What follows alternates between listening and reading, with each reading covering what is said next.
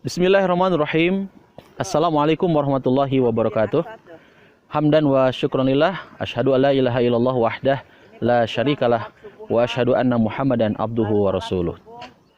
Ada dua prinsip amal seseorang diterima oleh Allah Subhanahu wa taala. Prinsip yang pertama adalah niat, an-niyah.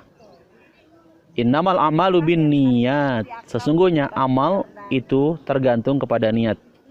Dan Allah akan membalas sesuai dengan apa yang diniatkan. Ketika seseorang berhijrah kepada Allah dan Rasulnya, maka dia akan mendapatkan Allah dan Rasulnya.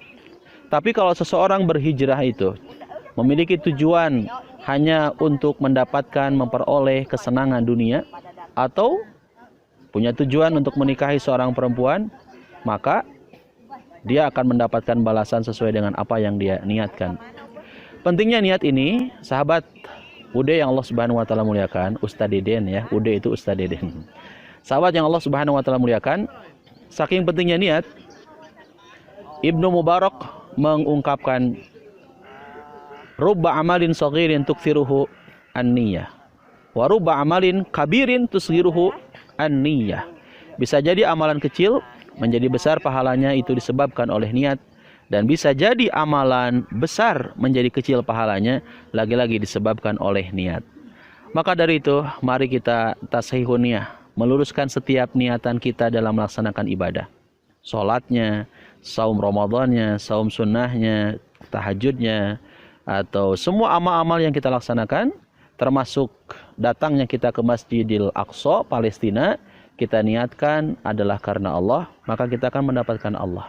Maka kita akan mendapatkan Rasulnya. Apa itu niat ikhlas? Kata Syekh Al-Munajjid mengutip pernyataan dari Ibnu Qayyim, ikhlas itu adalah motivasi diri dalam beramal murni semata-mata karena Allah.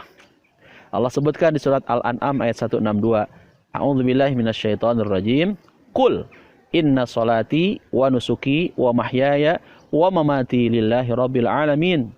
Katakanlah, sesungguhnya salatku, ibadahku, hidup dan matiku harus lillah, harus karena Allah Rabb semesta alam. Sahabat yang Allah Subhanahu wa taala muliakan, kalau orang punya niat karena Allah, maka insya Allah lelahnya jadi lillah.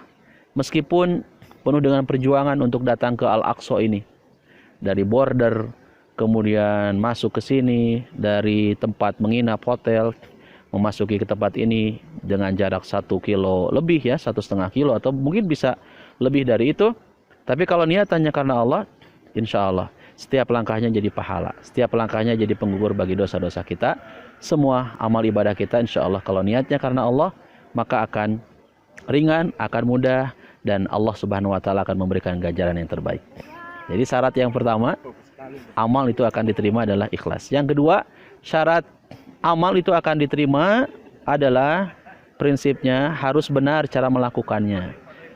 Tidak boleh mengarang, tidak boleh menambah, mengurangi, atau merekayasa dalam melakukan ibadah. Harus mengikuti aturan sesuai dengan Al-Quran dan Sunnah Rasulullah SAW. Kaitan haji, umroh, khudhu anni manasikakum. Kaitan sholat, sallu kama ra'aitumuni usolli. Sholatlah kalian sebagaimana kalian melihat aku sholat.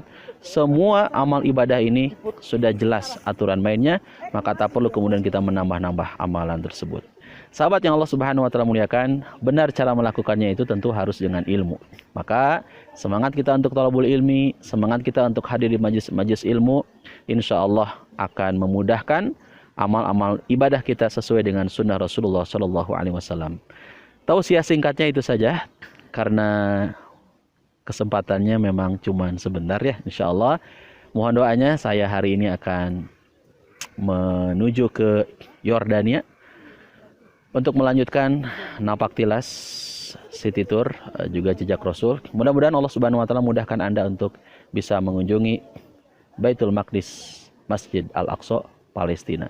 Dan semoga Allah menolong saudara-saudara kita di Palestina, dan kita terus berdoa untuk kemerdekaan Palestina, Palestina tercinta. Dede Nugraha, Instagram USTADZ Dede Nugraha, YouTube UDE channel, Facebook Dede Nugraha. Wassalamualaikum warahmatullahi wabarakatuh.